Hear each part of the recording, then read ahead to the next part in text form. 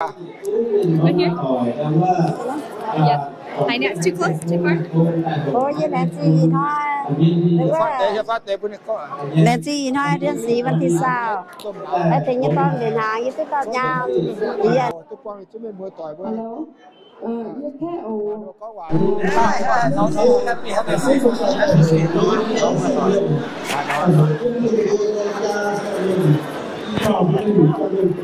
แต่ว่ายังไม่มือต่อยทุกคนแล้วต่อยจะไม่มือต่อย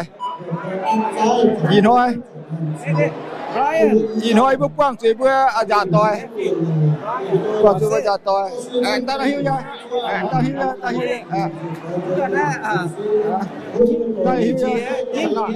ส่วนซิสเตอร์ออฟเดอะมันโอ้ขนาดโอ้ใส่เพื่อไม่กว้างเพื่อโลน้อยต่อยไอ้เพื่อโลน้อยต่อยต่อตาว่าเราปาเจ้าชื่ออะไรชื่ออะไรชื่ออะไร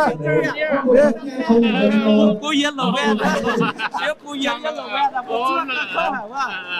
ย่าผมจะพูดต่อนะพูดต่อนะยิบพูดต่อโอเคโอ้เฟรนยิบพูดต่อนะมีซาฟรานซิสโกเยอะกูเยอะเสื้อกันหล่อเสียหล่อตู้เสื้อกันกูเยอะหนูแม่กันหรอคอยว่าของน้ำนี่คอยหลงแว่นก้องว่าปุ๋งเยี่ยปุ๋งเยี่ยเจี๊ยจ้ากูน้องตอบhappy see ไอ้นั่นต้องจีจังอ่ะ发什么了？发什么了？他你呀，我本也随便你哇，อันนี้ทุกคนนะเอาส่วนยี่ปองส่วนจังทำให้ประมาณการเราเนี่ยอันนี้น้องหลังแฮปปี้ซีอ่อยแล้วยาวแล้วสบายน้องเอ๋มาสิจ้าน้องอ่ะส่วนนั้นไม่จุดส่วนนั้นจ่าไม่จุดส่วนจ่าphát thìเอาจ่ามาดีเพื่อไม่ยอมว่านะเราจนตั้งกับผู้มีใครด้อมจ่าว่ามันเดียวยังมาอ่อยแล้วหรอน้องหาผู้อ่ะยาวเยอะหรอน้องเหี้ยวอ่ะน้องเหี้ยวตาแวบกว้างตาแวบกว้าง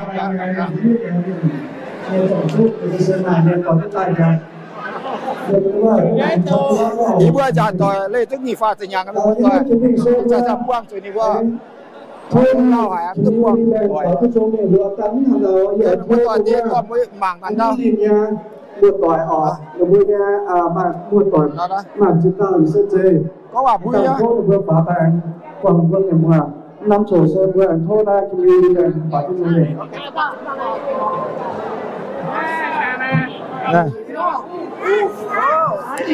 con tây hòa phải con tây hòa phải say something congratulations to the beautiful newlywed. I wish blessings, love, support, abundance, and it's going to be a great marriage, thrive and survive.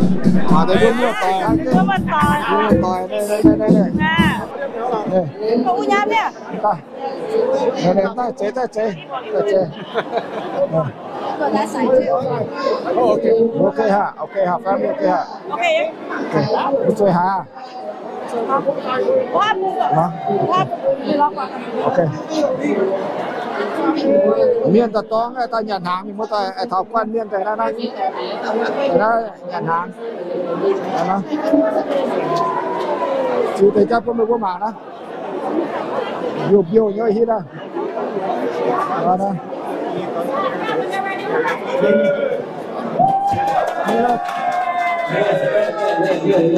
xiang lang sao xiang quảng ăn được tiền khi nào mà bữa nay đó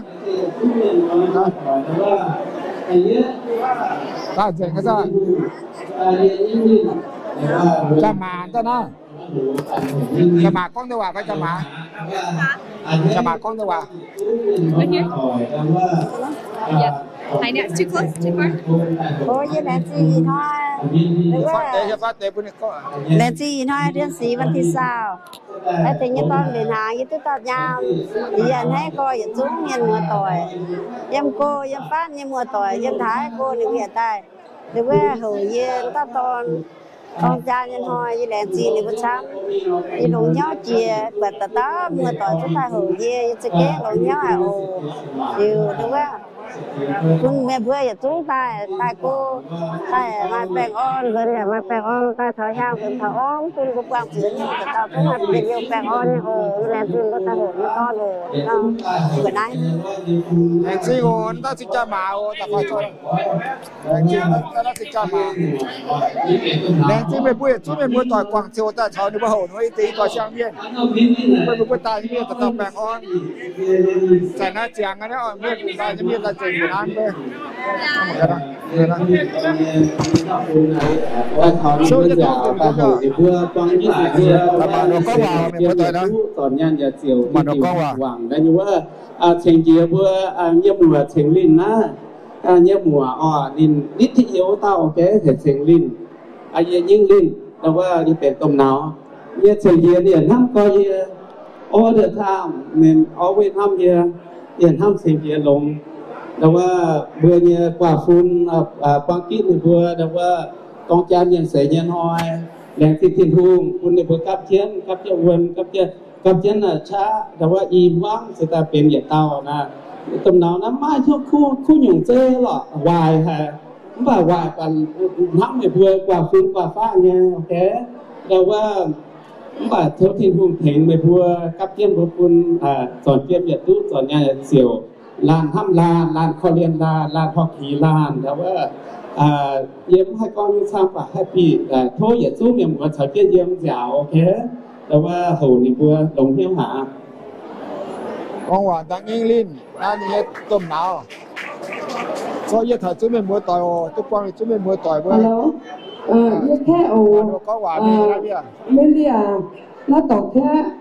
แต่น้ำมันเยอะอินหอมมันเยอะต้องจ่ายยันหอยไม่เรียอีหุ่ตุ้มไม่สาวไว้บัวปวดต่อตาเล่าหายันทำตามบัวทำยันเจ้ามาตาเล่าหายันทำยันต่อดูชั้นทำจะมิงทำก็ชั้นแต่จุดกลางเนี่ยรู้ก็làเรื่องมัวต่อยอีกนะมาคู่จะหัวลงวางเจนะโดนแต่ฟาดตะกันนี่แล้วก็จะหายใจแม่จะได้นะวางเจนะวนต้องเลยอันนี้ก็ก่อเพื่อจะเบื่อต่อยOnce again, ladies and gentlemen, for all the helpers, please deliver some beers, flowers, soda to our guests. Thank you. In about 30 more minutes, we'll continue with wedding ceremony. เรา ทุกกว้างต่อยแล้วทุกกว้างต่อยมาลาวตัวแล้วไหนเบื่อได้มั่วต่อช้ำเสื้อยาวมั่วต่อช้ำไหนมั่วเป็นเราหันปวดแล้วหัวติ้วเข้ามาปวดตัวนะคนน่ะสำหรับอย่างซ้ำก็น่าถามตรงนั้นสำหรับอย่างซ้ำให้ฮิตดูตัวต้องยินดูอย่างห่างก็ยินดูอย่างห่างก็มาหาเจอกันนะที่หนองปูชอเจ้าน่าจะตะก้องตะว่าอะไรเพื่อมือยังไม่หมดต่อยน่าจะก็ว่ามุ่งหวังหายมันไปมือแต่ยังน่าเดียวหายแล้วว่า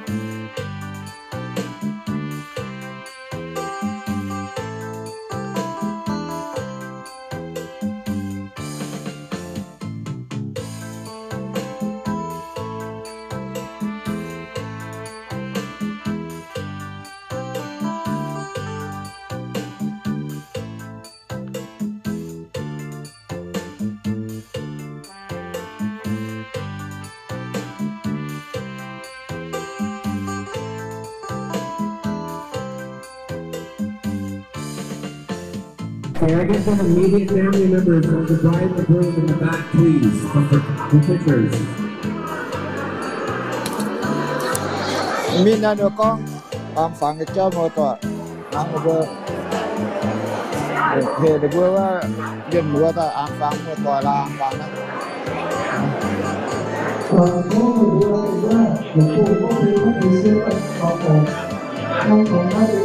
ยี่ยังแค่สามได้ใช่ไหม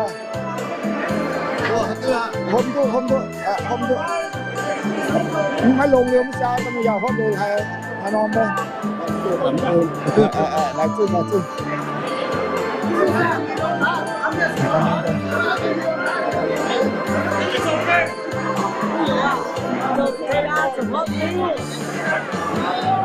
nhà mà hôm đó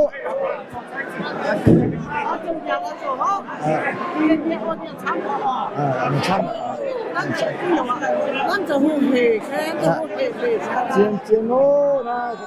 chiến sinh cha tiếng là sao đó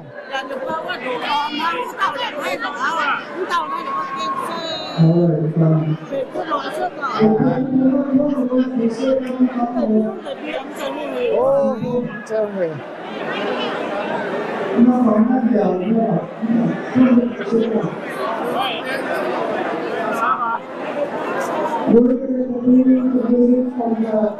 Community Dance of Second World, and we have Bill Singer, we have Sheila Lee in the house, we have Mr. Penny Separated in the house, and we have St. John in the house. What's Mr. Yuka? À, Con Hiệp mà sao?